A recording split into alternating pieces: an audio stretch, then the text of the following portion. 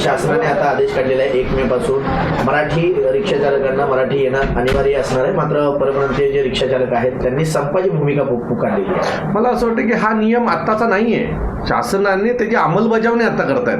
हा नियम खूप आधीपासून आहे आणि या नियमाची अंमलबजावणी होत नव्हती.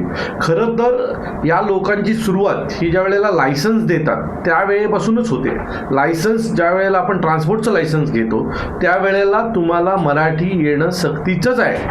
किंवा तुम्ही 15 वर्षाचा वास्तव्याचा दाखला घेता जे तुम्हाला लायसन्ससाठी आणि परमिटसाठी गरजेचं असतं, त्यात देखील त्याचा उल्लेख आहे.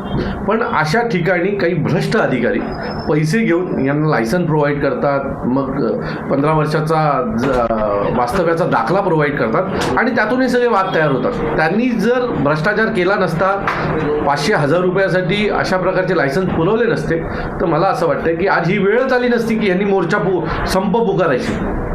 पण मी खात्रीने सांगतो, जर आम्हाला दात दाखवले, आम्हाला डोळे दाखवण्याचा प्रयत्न केला तर तुमचे डोळे हे जागेवर न ठेवता आम्ही आमच्या पद्धतीने करू. कारण एक महाराष्ट्रामध्ये जर तुम्ही राहत आहे आणि तुम्हाला मराठी येत नाही आणि मराठी येत नाही, मराठी बोलणार नाही म्हणून तुम्ही संपावर जाणार असाल तर ते महाराष्ट्र नवनिर्माण सेना खपवून घेणार नाही. सर 15 लाख रिक्षा संपावर जाणार किंवा कुठून 15 लाख हा आकडा आला कुठून हेच कळलं नाही. आज सकाळी मी RTOच्या अधिकृत अधिकाऱ्यांशी बोलल्याच्या नंतर तो MMR रिझनचा आकडा 4 लाखाच्या वर 4-4.5 लाखाच्या वर जात नाहीये. हा 15 लाख आकडा आला कुठून? बरं, या 4-4.5 लाखांमध्ये 65% वरती हे मराठी रिक्षा चालक किंवा परमिट होल्डर आहेत. सो हा जो आकडा आहे ना, तो महाराष्ट्रातलं वातावरण खराब करण्यासाठी काढण्यात आलेला आकडा आहे. आणि जाऊन बघा संपावर, मग आम्ही दाखवतो. सदावर्तेंनी देखील आक्रमक भूमिका हे बघा, सदावर्ते हा स्वतःचं संरक्षण मिळावं, राहावं म्हणून विविध पक्षांवर बोलत राहतो आणि नंतर तेच मला भीती आहे, मला मारण्याची शक्यता आहे असं दाखवून त्याचं ते संरक्षण त्याला मिळावं याच्यासाठी तो प्रयत्न करत असतो. सो मला असं वाटतं की सदावर्तेला योग्य वेळेला योग्य प्रसादाचा कार्यक्रम हा दिला जाईल. काय ना, 25 पोलिसांच्या गडाड्यात फिरून मर्दाच्या गोष्टी करण्यात काय अर्थ नाही ना.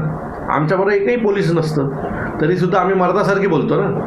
मला असं वाटतं की त्याला योग्य वेळेला त्याचा योग्य प्रसादाचा कार्यक्रम केला जाईल. जर खरंच हे परप्रांतीय जर संपावर गेले तर महाराष्ट्र नवनिर्माण सेनेची भूमिका. मी परत सांगतो, या महाराष्ट्रामध्ये लाखो मराठी रिक्षा चालक आहेत, ते त्या दिवशी रस्त्यावर असतील.